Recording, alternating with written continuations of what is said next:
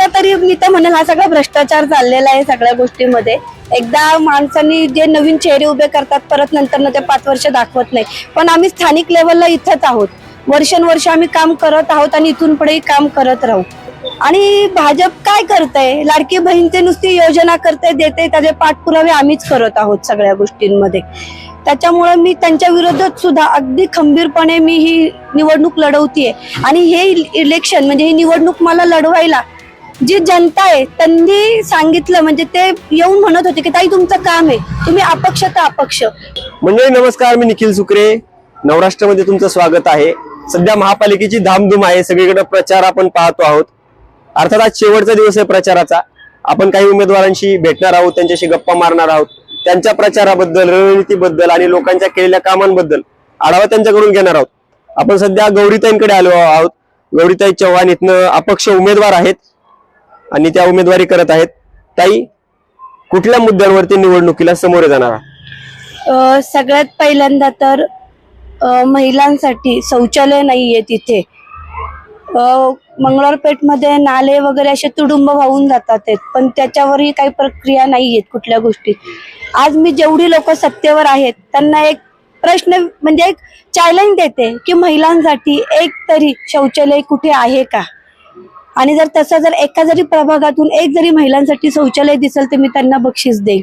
कारण महिलांसाठी कुठेही शौचालयाच्या व्यवस्था नाहीयेत, ते व्यवस्थित नाहीयेत ते।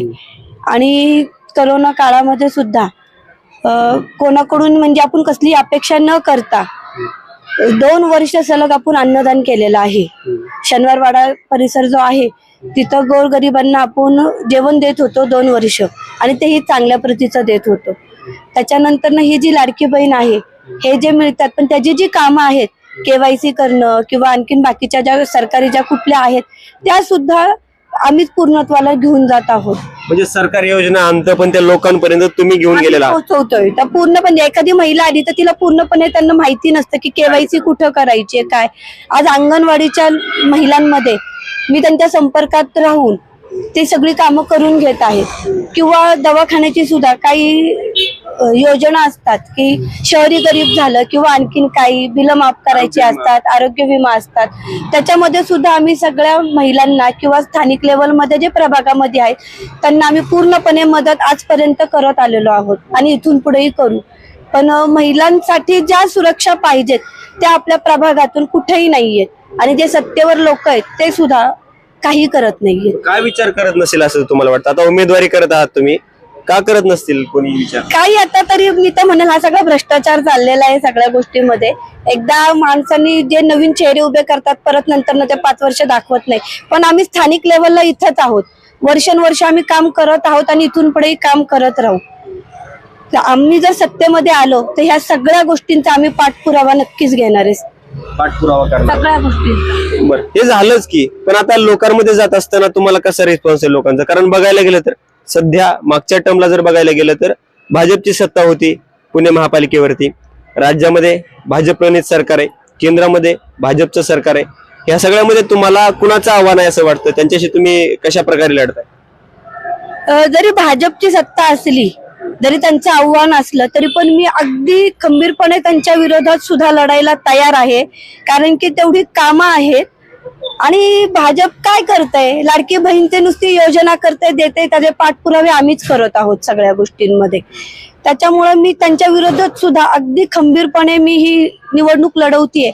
आणि हे इलेक्शन म्हणजे ही निवडणूक मला लढवायला जी जनता आहे त्यांनी सांगितलं, म्हणजे ते येऊन म्हणत होते की ताई तुमचं काम आहे, तुम्ही अपक्ष तर अपक्ष, पण तुम्ही ही इलेक्शन तुम्ही लढवलीच पाहिजे। आणि ह्या जनतेच्या सगळ्या चांगल्या प्रतिसादामुळेच मी आज इथपर्यंत आहे। बॅनरवर पाहायला मिळतात पुणे शहरामध्ये मोठ्या प्रमाणात नरेंद्र मोदीजी असतील किंवा मग राज्याचे मुख्यमंत्री देवेंद्र फडणवीस असतील, यांचे बॅनर लागलेले आहेत। भाजप यांचे बॅनरवरती मतदान मागताना पाहायला मिळते, तुमच्या बॅनरवरती कुणाचाच फोटो नाहीये, एकटा तुम्ही दिसताय। कारण की मी आता स्वतः स्वबळावर लढतीये, आणि मी स्वबळावर लढण्यापेक्षा माझ्या जनतेने जो मला सपोर्ट केलाय ना की तुम्ही ते लढलंच पाहिजे, त्याच्यासाठी मी ही इलेक्शन लढतीये। ही इलेक्शन ही माझी नाहीये, माझ्या जनतेची आहे। कारण की एक वेळेस विचारही आला होता की अपक्ष नाही, पण मला जी लोक येऊन भेटलेली आहेत की ताई आता आम्हाला पक्ष नकोय, आम्हाला तुम्ही पाहिजेत, तुमची कामं आम्हाला पाहिजेत, त्यांच्या त्या विश्वासावरती मी हा लढा लढतीये आणि तो जिंकणार सुद्धा, हा माझा विश्वास आहे पूर्णपणे. पण खरं तर त्यांचे साथीदार म्हणून तुम्ही सुद्धा या निवडणुकीमध्ये तितक्याच ताकदीने उतरलेला आहात. कुठल्या प्रश्नांवरती आपण काम करणार आहोत आणि त्याची काही ब्लूप्रिंट वगैरे तयार आहे? अनेक वर्ष या प्रभागात मी काम करतोय. आज मंगळवार पेठ असेल, शनिवारवाडा ऐतिहासिक वास्तू आहे, तिथं 100 मीटर आणि 300 मीटरचा प्रश्न आहे वाड्यांचा. जुन्या वाड्यांचं बांधकाम होत नाही, या प्रश्नी आम्ही वरपर्यंत भांडतोय. पूर्वीचे पालकमंत्री चंद्रकांत पाटील यांना आपण निवेदन पण दिलेलं आहे की इथले प्रस्थापित लोक बाहेर जात आहेत आणि कसबा ओस पडत चाललाय. या बाबतीत आपण फॉलोअप करतोय. दुसरा विषय नाल्यांचा, इतके गच्चा भरलेले आहेत, करोडो रुपये खर्च होत आहे, पण नाले साफ अजिबात नाही. मंगळवार पेठेत तुम्ही जावा, तुमच्या लक्षात येईल, अतिशय वाईट अवस्था आहे. स्लम एरियामध्ये कचऱ्याचा प्रश्न आहे. कचरा तुम्ही बघा, आता यांनी स्वच्छ म्हणून जी संस्था आहे त्यांना कचरा वेचायचं काम दिलेलं आहे आणि महानगरपालिकेचे कर्मचारी सुस्त आहेत. काम चुकार प्रचंड आहे. आणि जे सत्ताधारी असतील, जे मागचे नगरसेवक असतील, 20-20 वर्ष सत्तेत आहेत, त्यांचं याच्याकडे दुर्लक्ष आहे. त्यांना त्यांचं टेंडर, त्यांची मुलं, त्यांच्या घरचे यांना मोठं करायचं, यांना जनतेशी काय देणं घेणं नाहीये. आणि सामान्य जनता निवडणूक हातात घेते याचं हे जे आहे प्रात्यक्षिक ते या प्रभागात बघायला मिळेल. ही इलेक्शन जनतेने हातात घेतली. 16 तारखेच्या निकालात हे जाणवल तुम्हाला. आपला विजय होणार आहे निश्चित. प्रभाग क्रमांक 24 हा खरं तर पेठांचा कंजेस्टेड एरिया आहे.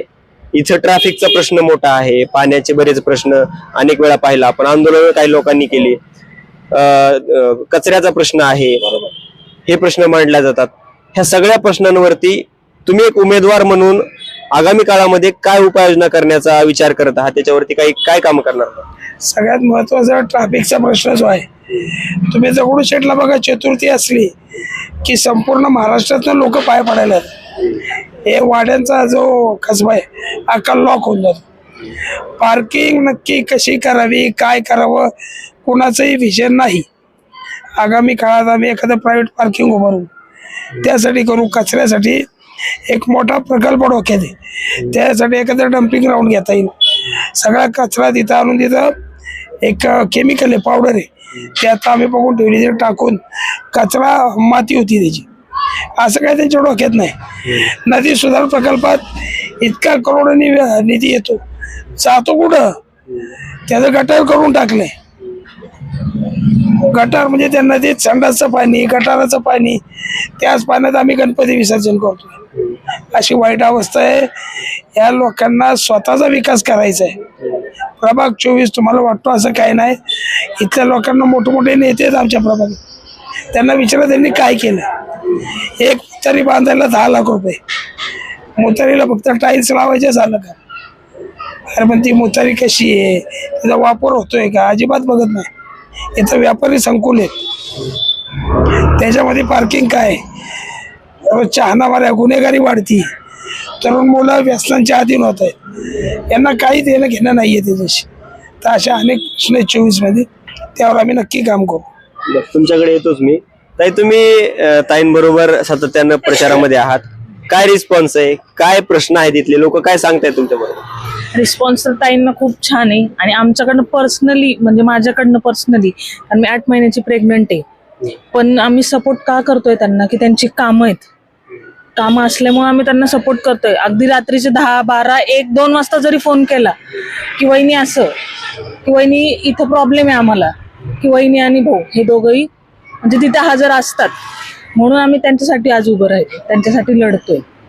आणि म्हणजे त्यांच्या सोबत जर फिरतोय ना आम्ही, तर खूप छान रिस्पॉन्स आहे त्यांना, खूप सुंदर रिस्पॉन्स आहे. त्यांच्या सोबत न फिरता सुद्धा आम्हाला पण, आम्ही जेव्हा जातो ना तिथे, की ह्या ज्या सांगतात आम्हाला की तुम्ही जा तिथे, जाऊन तुम्ही त्या लोकांना भेटा, ह्या नसताना सुद्धा त्यांच्याविषयी खूप छान बोललं जातं, खूप छान रिस्पॉन्स आहे. आणि कामं पण आहेत ह्यांची, म्हणजे दोघांची पण. काय वाटतंय त्या निवडणुकीत? 100% ही येणारच. टक्क्यामध्ये. नक्कीच. आणखी आपल्या बरोबर आहे जे सातत्याने यांच्या बरोबर असतात. दादा तुम्ही पण सोबत असता. काय वाटतं येत्या निवडणुकीचं चित्र काय वाटतं आता मतदानाचं? मतदानाचं चित्र तर असं आहे की गेले मागील 12 वर्ष 10 ते 12 वर्ष प्रभागामध्ये सामाजिक कार्याचं इतकं मोठं काम करून ठेवलेलं आहे आमच्या मुकुंद भाऊंनी बहिणींनी की आम्हाला लोकांना सांगावं नाही लागत आहे की आम्ही हे केलं आणि हे केलं. लोक समोरून बोलतायत. आज जनतेने त्यांना इतका पाठिंबा दिलाय आणि एकदम स्फूर्तीने लोकांनी सांगितलं तुम्ही उभे राहा, आम्ही तुम्हाला निवडून आणू. आणि प्रभागाचा विकास करण्यासाठी आमच्याकडे हाच एक चेहरा आहे आणि आम्हाला वाटतं की या निवडून याव्या, महानगरपालिकेत जाव्या आणि आपल्या प्रभागामधल्या जे काही अडीअडचणी आहेत, समस्या आहेत त्याचं निराकरण करू शकतील याचा ठाम विश्वास असल्यामुळे आमचा पूर्ण पाठिंबा गौरीताई मुकुंद चव्हाण यांना 100% आहे आणि ह्या निवडून येतीलच. शेवटचा प्रश्न मुकुंद भाऊ तुम्हाला आहे. या प्रभागामध्ये आगामी काळामध्ये कुठले 5 प्रश्न तुम्ही आग्रहाने सोडवणार आहात आणि ते प्रश्न सोडवण्यासाठी लोकांना काय आवाहन करणार आहात? माझी विनंती आहे जनतेला, सगळ्यात महत्वाचं आहे मोठमोठे जे नेते आहेत यांच्या बोलतापण बळी पडू नका. जो काम करेल त्यालाच निवडून द्या. त्यासाठी कचरा प्रश्न आहे सगळ्यात मोठा कचरा. दुसरं पार्किंग, रस्ते सिमेंटचे केले आहेत काय डांबराचे आहेत, रस्त्याचं नियोजन शून्य.